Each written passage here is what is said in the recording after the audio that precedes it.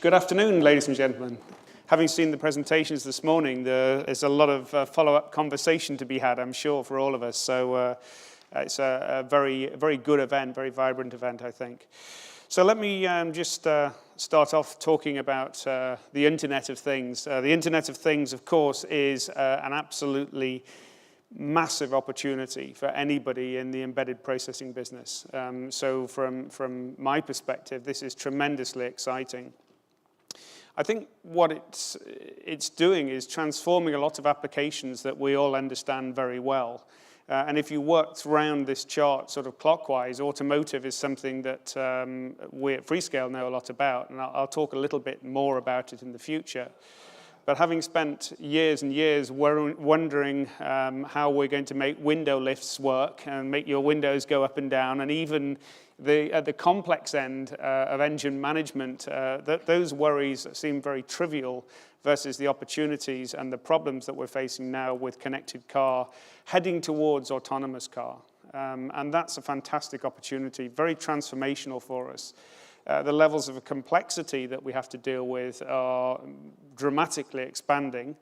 I wish I could say that the average selling price is expanding in the same way, but not yet. That's something that we'll have to work on. But that's common for many of the other applications. If you look at what's on this chart is called consumer, you think about the home automation topic that we were talking about this morning. A lot of those individual applications have been around for years, and if you've been selling microcontrollers for years, you know many of them very well. You know about the security side, you know even about the smart energy side. All of a sudden, the connectivity dimension of that changes it so dramatically, and brand new industries get formed as a result. If you look at industrial market, industrial control was always, when I was growing up as a sales guy, that was the catch-all. If you couldn't think what you were talking about with your boss about where you were selling into a market that wasn't very well defined, it was always industrial control. The reality is that market has suddenly morphed from being about controls and drives to being something a lot more sophisticated. Nobody at a BMW plant takes a tool and goes and works on a car without that tool being connected back to the main network. That means that there's no mistakes. That means that nobody gets to do their own thing and go off-piste. I just wonder what the RMT guys would say if they had that amount of control placed on them. Today would be a good day for them, I guess, because they're not doing anything at all, but there you go. But if you think about these applications, they've got something in common. They're mature applications, but dramatically transformed by this opportunity. And at Freescale, we're fortunate in that we're very concerned with networking as well. So networking is a long legacy application that we've understood very well. So this gives us some fairly unique features in terms of breadth in this space. But just to move on to talking about connected intelligence and what connected intelligence means as opposed to the Internet of Things. Well, for us, connected intelligence talks about the technology that's really enabling the IoT. So it's the things in this bottom box here. It's the sensing, it's the connectivity, it's the embedding processing. So if IoT is the conceptual model, the connected intelligence is really the technology that enables it, hopefully seamlessly and scalably. The other thing that you get into with these three blocks of sensing, connectivity, and embedded processing is really this opportunity to develop the intelligent node. A lot of the talk and the hype about IoT tends to go the direction of big data. Big data is important, of course, because that's where a lot of new business opportunities are springing from. But just as with cellular networks, getting intelligence close to the edge of the network has got tremendous advantages. And from our point of view, we see that as a really big business opportunity. The opportunity to get things handled very quickly, absolutely on the edge, and then decide whether you're going to transmit that data or not anywhere else. Does it need to go anywhere else? Can you actually do the connectivity thing? Can you do the sensing, the processing, and the activation close to the edge of the network without any further engagement. If you can, that's got some real advantages. Because if you think about the scale of connected things, in 2008, that was the significant year when the number of connected things got above the number of people on the planet. And from there, it continues to expand. So now the number, I believe, is 7.6 billion connected items. 2020, the number is up for grabs, but the most common one that I come across is 50 billion connected devices. So if that's connected devices, how many sensors is that? I mean, the mind really boggles. So one of the real dangers of this is how on earth do we manage these networks? And I think that the idea of connected or intelligent nodes that can handle things closer to the edge of the network is tremendously important, because that's going to offload some of that network congestion and some of that network complexity. So I think that's a real opportunity that we all should be aware of and thinking about, certainly in the semiconductor business, because this is the area for integration and for proliferating the technology into all layers. If we look at this map here, I mean, this is really just talking about edge nodes. It's talking about sensing. What you've got here is the sensors that we typically get engaged with. A lot of these are MEMS technology, so pressure, accelerometer, altimeter, magnometer. These sorts of technologies have been around for a long time. Clearly, they're finding a whole new range of applications. The other thing that we've got here is much lower level sensors. We have things like flow meters for home automation, of course. We have things like cameras, not insignificant in terms of complexity, but a real transformational way of getting information into the system and being able to create new opportunities. Even simple things like doors being open or closed. So we've got the opportunity to plug this into home automation applications. From the embedded processing point of view, it's really about layered intelligence. So when we talk about sensors, increasingly we're talking about smart sensors. So we have processing at the point of sensing. We have sensing and processing going on in gateways and also all the way through to the far end. So I think that the key thing about embedded processing for us is just this massive scalability challenge that we have, going from pretty simple devices to heterogeneous devices where you've got hybrids of microcontrollers and MPUs. And of course, the graphic requirement is driving tremendous complexity for us at the high end. And when you, sorry about that, when you look at the connectivity story, it's a bit like alphabet spaghetti. You know, you've got every possible portfolio known to man, everybody competing for what's the protocol going to be. The answer from our point of view is you have to be around with everything. You have to be able to handle everything that's thrown at you. You will always find applications that have got different requirements, whether it be sub-gig, whether it be Bluetooth Low Energy. And really, this is one of the big complexities that we have. I'll talk a little bit later on, and I know I'll be followed by conversations about security. One of the big killer problems that we have in the whole of the system from a technology point of view is how do you layer security on to the right level? When you look at cloud here, that's tremendously important. Obviously, one of the things that's up for grabs is as you think about the massive demand for data centers, you think about the re-engineering of those data centers, you're very soon getting into an area that has once been the preserve of x86. So one of the things that's interesting about the IoT, does anybody really care anymore about which processor architecture is out there? Does anybody care if it's MIPS, if it's ARM, if it's x86? And I think that certainly in the world of ARM, the opportunity for this explosive data requirement is really being seen as a way to break the x86 monopoly that's existed there for forever, really, in IT applications. So when you think about the connectivity story, though, I think it's really about the two extremes. You know, you think about body area networks all the way through to wide area networks, and think about all of the complexity that that will throw at you and the opportunities for different technologies. If you just look at the car for a second, this is probably the biggest, most complex thing that we all own. If you think about what this will drive in terms of the IoT, this is a tremendously exciting opportunity.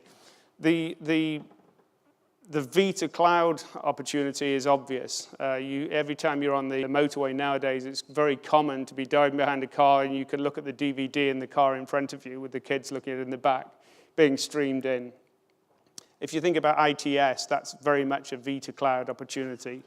But the real opportunity that everybody is talking about, and the exciting one, is vehicle to vehicle and vehicle to infrastructure, for what will become autonomous driving sooner or later. Now, obviously, latency, redundancy, legislation are all issues there. And I think that some of the challenges that we have got a lot more to do with legislation than they have with technology. So you think about things like the Vienna Convention, which is the classic gotcha for autonomous driving. I think what you will see happening here is that applications will gradually come at us that we see the value for, and eventually adoption of these factors will really drive us to challenging the conventional lawyerdom wisdom that we all see. So the fact that there is a big liability issue tends to go away when you're used to using utilities that give you real benefit as a person driving a car. So self-park is the obvious one that's already started. It's a pretty easy application. Platooning will be the next one, I'm sure, where you're talking about high-density traffic. Who wants to drive in that area? So as people get to the mode of wanting to avail themselves of these opportunities, I think that the challenge will come from the sheer weight of adoption. And it is possible to get these systems working, particularly vision and radar. This is happening right now inside the car for ADAS, for advanced driver assistance systems. We'll see a lot of that happening with this sensor fusion. Radar has got real advantages over vision. Vision and radar together are tremendously important. Different frequencies for long distance and short distance, of course. But I think that you'll see this increase in sensors technology inside cars controlled by central processing in the car and also some connection to infrastructure, as long as we can cope with the latency issues that we have. A much more difficult area is the wearable environment. It's difficult because, obviously, it's a different form factor. It's difficult because of very different power requirements. We've got some data here from the Austin Marathon that we sponsored. So we were able to do a pretty big survey of about 600 athletes. And I think these numbers are quite stunning in terms of the adoption of fitness wearables for training, for motivation. And if you look around this chart, you see they're on the wrist, their neck, chest, arms, legs, ankle, all over the place. You have a lot of these products. So the wearable opportunity looks like it's massive.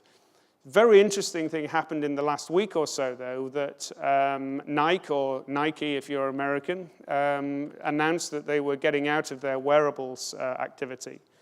So they've got to the stage where their fuel band that you've seen is going to be stopped. No future development. They'll continue to support what they already have. And that's a very interesting situation. So is that technology related or what is it? Well, as best as we can work out from the not so forthcoming PR activities of Nike on the subject, it's a different supply chain problem. It's completely different from what they do. So here you had a great brand with all of the channels to market, but a very different supply chain. The other thing that they had was a ton of data coming at them. Overwhelming amount of data coming at them. What were they going to do with it? A very, very different problem. But I think probably the most significant thing about this Nike decision is their board makeup. So one of the members of the board of Nike is John Cook, who, as you know, is also CEO of Apple. So very interesting conversation. You can just imagine how this one goes. So you guys are doing what? You're developing a device for collection of data. It's going to be a big data sort of deal. Okay, that's interesting. And you do what mainly? You make shoes. Yeah, okay, great, thought so. I think what's interesting is, if we go back to the conversation this morning, I think Tony was talking about it in terms of home automation. There is this opportunity for lots of new players. There's the opportunity for personalized services. Certainly, some of that will be software, and some of it could be hardware. But I think this is very interesting to look at this wearables situation and just to sort of play it over what really happened in the MP3 market. It seems like it's got some similarities. How many platforms do you need that do that sort of thing? So if you own the platform and you have the best platform, do you need there to be 100 sources for an MP3 player? So I think it's going to be very interesting to see how some of these markets evolve. They're very young at the moment. It looks like a massive opportunity. It looks like a very broad opportunity to us, certainly as a semiconductor supplier. But it's going to be fascinating to see how the business side of it works out. If we look at Freescale's depth, I don't want to go on about this for too long, but it was interesting that I was at Embedded World in Nuremberg recently. And Embedded World was quite a hoot because it doesn't matter whether you're doing cable ties or you're doing neural networks, it's all about the IoT, and everybody was claiming ownership of IoT is driving our business. And it's just incredible, the most diverse selection of businesses you could possibly imagine. My only point here is that really to have an IoT presence, I think that you need to be somewhat end-to-end. And I think that if you go from sensors through all scales and sizes of processing and into networking, it gives you a reasonable chance of understanding the whole space. Just to look at connected intelligence entry requirements. First one, easy to say, incredibly difficult to do. Secure data. You think where all of this data is coming from, you think where you're sending it to, you think about the potential for something to go wrong with that data. So privacy and security, I think, will be absolutely key issues. And it was interesting, I was talking over lunch, and we were talking about the problems with security. And it seems to me it's a little bit like British cuisine. I travel a lot around Europe, and I'm always taken to task by some friendly European who tells me that the food in the UK is absolutely disgusting. And I always argue. I'm there arguing, saying, no, it's not. You just don't understand. There's plenty of really great food. But the thing is, what is undeniable is that the average level is very, very important. And there's no getting away from the fact that the average level, particularly if you come here as a tourist, if you don't live here all the time, you don't know where you're going, it's a bit hit and miss. And that's exactly the situation with security. We have got some applications that are super secure, very well engineered. The average level of security in IoT applications leaves a lot to be desired, I would argue. And I don't think there's anybody who wants to have a system and doesn't really care about how secure their data is. The other problem that you have is if you think about device manufacturers making edge-of-network products, their ability to understand what happens to their data when it leaves them and goes via a network somewhere else is very questionable. And it's very easy to be left holding the baby. So I think that security and understanding the puts and takes, what happens to your data downstream, is an enormous topic to be understood. Energy efficiency, of course, is a big topic. Spoke about that a little this morning with the Intel presentation I saw. But as well as energy efficiency, we have the question of recharging. We have the question of robustness as well. So one of the things that I'm glad I've got, and I haven't said this for a long time, is I'm glad I've got automotive customers who really care about quality, because these guys really drive you places you wouldn't necessarily want to go yourself. But in this market, if you think about some of the applications which are, install and forget, depend on battery life for many years, that sort of zero ppm mentality is pretty important. It's always a little demoralizing when you actually manage to get very close to 0 ppm and then your customer changes it to ppb, but it happens, you know. And I think that these areas are tremendously important. The one on the far right here, easy to use, is tremendously important to us. If you think about the out-of-box experience that semiconductor suppliers have given with their processors, it's dramatically changing. As we got into much more complex graphics offerings, the expectation people had that they could take our products and get them up and running quickly was of a completely different order. And the level of complexity that brought to us was really quite something. If you think about the IoT applications and you go back and you accept my point that although these are applications that we have understood for some time, they're now changing rapidly. And people who are dealing with the issues of connectivity and shrinking power envelopes and a graphics requirement are just not used to that. So there's a massive demand for us to do a much better job of making these products stand for themselves and be usable. So if those are the entry requirements, you know, what are the differentiators? For us, in the microcontroller side, flash is tremendously important. You never get too far away from a conversation about, you know, flash density, usability of your flash. The people who tend to get all of the headlines in flash, of course, are the people like SanDisk, who are doing, you know, rotating storage replacements, are very high density. But actually customizing your flash architecture for low byte rates is tremendously important. So TFS is the technology that we're using. We're shipping it in over 30 million processors a year, and that's the sort of investment that you need to make to be able to really be a player here. The other thing, the second picture here, is either an 8-foot golf ball or the world's smallest microcontroller. So the world's smallest microcontroller comes about through packaging investment. And packaging investment is something that you can't just outsource and forget. So as you're seeing more and more semiconductor companies going towards foundry, packaging becomes an increasingly important side of the bargain. That device is actually 15% smaller than the previous world's smallest 32-bit microcontroller. And so it's a constant push to keep going that way. The thing on the far right here is a community board. It's a Riot board. It's something we're doing with Element 14. So we're doing a lot of work with community. So this idea of usability and trying to get your products as broad as you can is absolutely fundamental. This is actually a graphics product, an i.MX6, which is a Cortex A9 device.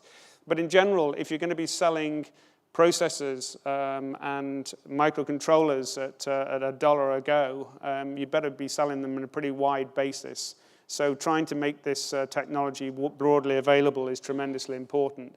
And that community board sells at £46. So it's a matter of putting things in people's hands cheaply so they can get started. Just looking at other things that we do, reference platforms have been with semiconductor manufacturers forever. We continue to push hard on reference platforms, but of course they're now much more system-oriented.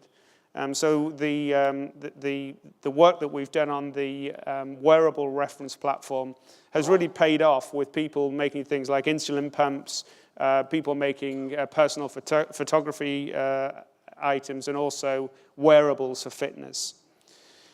So to finish, I think, as I said at the beginning, this really is a colossal opportunity with all of the hype that goes with it. It does bother me a lot that this reminds me a great deal of the dot-com days.